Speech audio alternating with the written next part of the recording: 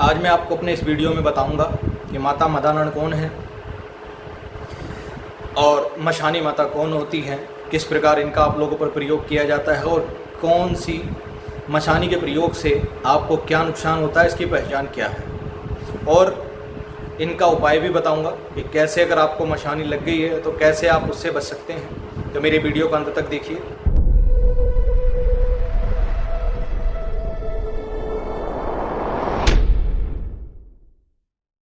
चलिए आज का वीडियो शुरू करते हैं। मैं प्रशांत आपका अपने बालाजी स्पिरिचुअल ज्ञान एंड समाधान में स्वागत करता हूं। आशा करता हूं कि आप सब लोग कुशल मंगल होंगे। आपके आशीर्वाद और स्नेह से मैं भी कुशल मंगल हूं। देखिए, इस संसार में कई प्रकार के कार्य जो हैं बड़ी बड़ी सिद्धियों से पूर्ण नहीं होते, वो माता मदानन के दर्शन मात्र से पूर्ण हो जाते हैं। आइए पहले जानते हैं माता मदानन कौन है। देखिए, कई प्रकार की मशानी इस धरती पर पाई जाती हैं जिन्हें शमशान यक्षिणी कहते हैं। इनमें 360 प्रकार की मशानी जो हैं मुख्य हैं। उनके नाम हैं हाड़ मशानी, वीर मशानी, गूंगड़ मशानी, सेंडला मशानी, बसंती मशानी, पहाड़न मशानी, रुकमण मशानी, जल मशानी, ठाकुरी देवी, फूल माता, शीश पत्री मशानी आदि। पहले जान लेते हैं हाड़ मशानी के बारे में। यदि हाड़ मशानी किसी आपके पशुओं पर लगा दी जाए तांत्रिक के द्वारा तो उससे आपके घर के पशु जीवित नहीं रहते, आपके पशु जो है मरने लग जाते हैं। यदि किसी मनुष्य के ऊपर ये मशानी लगा दी जाए तो उसके जोड़ों में दर्द बैठ जाएगा, उसके जो भी शरीर के जोड़ हैं उनमें दर्द होता है और बहुत असहनीय पीड़ा होती है और जोड़ों के दर्द के कारण उसकी मृत्यु हो जाती है। अब बात करते हैं वीर मशानी की। इन मशानी की पूजा पुराने ज़माने में युद्ध में जाने से पहले होती थी। अपने शत्रुओं को परास्त करने के लिए राजा महाराजा इन मशानी की पूजा करके युद्ध पे जाते थे। यदि कोई इस वीर मशानी का प्रयोग अपने शत्रु पर कर दे तो उसके शत्रु का सर्वनाश हो जाता है। तीसरी मशानी गूंगड़ मशानी। ये मशानी का प्रयोग जो होता है मारण इत्यादि के लिए किया जाता है। इस प्रकार की मशानी यदि किसी पे लगा दी जाए तो इसका जल्दी से पता नहीं चलता। आपने मुख्यतः देखा होगा किसी मंदिर, पीर, मजार, पवित्र स्थानों पर जाने के बाद मनुष्य के शरीर पे भूत प्रेत इत्यादि आकर बताते हैं वो कहाँ से आए, किस लिए आए, किसने भेजा। परंतु ये गूंगड़ मशानी वचन की इतनी पक्की होती है कि वो किसी के शरीर पर नहीं आती और गूंगी बनकर बैठ जाती है। ख्वाजा पीर और नाहर सिंह लगाने के बाद भी इन मशानी को पकड़ पाना बहुत कठिन कार्य होता है। चौथे नंबर पर आती है सेडला मशानी।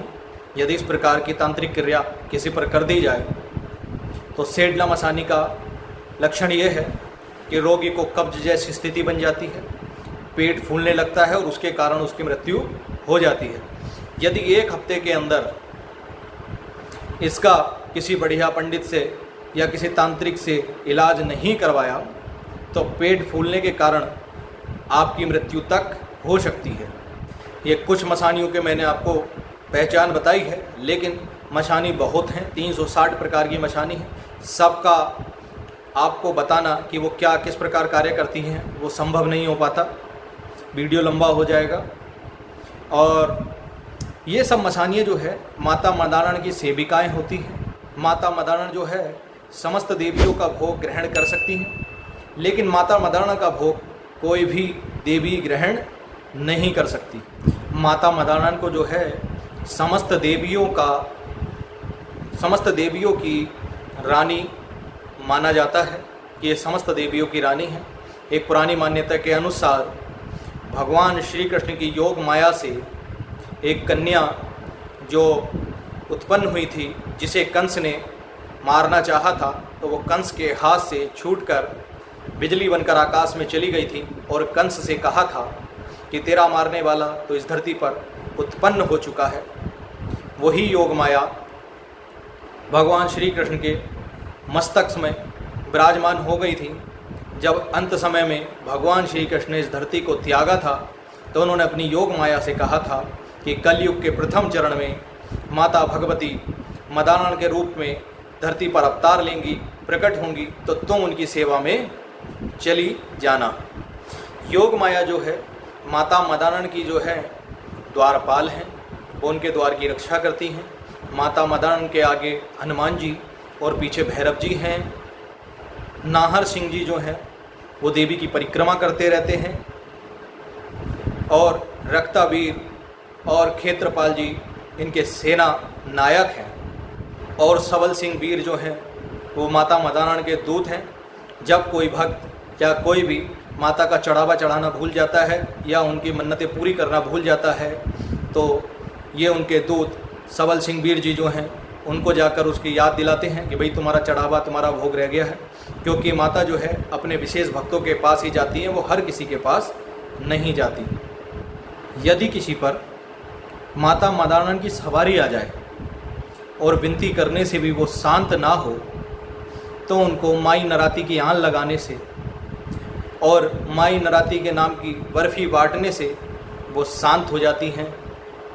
क्योंकि माई नराती जो हैं उनकी प्रिय भक्त हैं और उनकी बात और उनकी आन माता मदानन नहीं काटती हैं।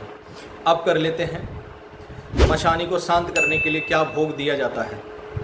देखिए, मोस्टली माता मशानी को शांत करने के लिए आपके कोई भी प्रकार की मशानी आप पर लगी हो तो माता मदानन का भोग और चढ़ावा आप चढ़ा दीजिए, वो शांत हो जाएंगी। उसके लिए आपको 2 लौंग, 5 बतासे, 5 मिठाई ये लेकर रोगी के ऊपर से 7 बार उतारने के बाद माता मदानन का नाम लेते हुए उसको 4 चौराहे के रास्ते पर या निर्जन एकांत स्थान पर रखकर वापस आ जाना है, पीछे मुड़ के नहीं देखना है। इस प्रकार आपकी जो है मशानी शांत हो जाएगी, आपको कोई भी कष्ट नहीं देंगी। लेकिन साथ साथ में आपको किसी पंडित को, ओझा को या तांत्रिक को दिखाना चाहिए या मेहंदीपुर बालाजी जाना चाहिए। स्पेशली तो मैं आपसे भी कहूँगा कि आप मेहंदीपुर बालाजी जाइए, वहाँ पर जाकर अपनी मशानी कटवाइए, क्योंकि वहाँ से ही इसका जो है सही रूप से निवारण हो सकता है। कोई भी मेहंदीपुर बालाजी का दरबार आपके आसपास लगता हो, जहाँ पर बाबा की शक्ति आती हो, वो आपकी मशानी को हटा देंगे, उनको मनाकर उनके स्थान पर भेज देंगे, आपको उस मशानी से मुक्त करा देंगे। तो मेहंदीपुर बालाजी के नियम करिए, उनके भोगों का पालन करिए और मेहंदीपुर बालाजी जाकर मशानी आप कटवा सकते हैं। वहाँ से निश्चित ही आपकी ये जो मशानी आप पर लग गई है वो कट जाएगी। उम्मीद करता हूँ कि मेरी दी हुई जानकारी आपको पसंद आई होगी। अगर आपको मेरी दी हुई जानकारी पसंद आई तो अपना जो भी मन के विचार हैं वो कमेंट के माध्यम से मुझे बताइए। आपके कमेंट से हमारा उत्साह होता है, हमारे वीडियो बनाने का उत्साह बढ़ता है। और मेरे इस चैनल को सब्सक्राइब करें, पास आए बेल आइकन को दबा दें ताकि मेरे आने वाले अपडेट आपको मिलते रहें। यदि आपको किसी और विषय पर जानकारी चाहिए तो आप कमेंट में हमें बताइए, हम आपको उस विषय पर वीडियो बना के देंगे और हम कोशिश करेंगे कि आपकी उन समस्याओं का समाधान कर सकें। तब तक के लिए जय श्री राम, श्री बालाजी महाराज आप सबके संकटों को हरें।